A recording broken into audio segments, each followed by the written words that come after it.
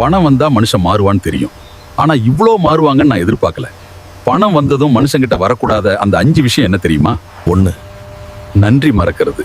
ஒரு காலத்துல நமக்கு கை கொடுத்து தூக்கி விட்டவங்களை பார்த்து இன்னைக்கு யாரு நீன்னு கேட்கிற அளவுக்கு மனசு கல்லாயிடும். 2. மட்டமா பேசுறது. நம்ம விட வசதியில கீழே இருக்கிறவனை பார்த்தா அவன் ஏதோ புழுப்பூச்சி மாதிரி தோணும். அவனுங்களும் மனுஷன்தான்ங்கிறத மறந்துடுவாங்க. 3. உதவி செய்யாம இருக்கிறது. பேங்க் பேலன்ஸ் ஏறும், ஆனா மனசு ரொம்ப குறுகிடும். கையில காசு இருக்கும், ஆனா கஷ்டப்பட்டவனுக்கு ₹1 கொடுக்க தோணாது. 4. அடுத்தவனை வளர விடாம பண்றது.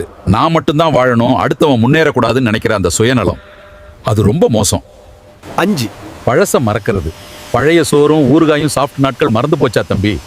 அந்த கஷ்டமான பாதை தான் உன்னை இங்க கொண்டு வந்துச்சு. கவனமா இரு.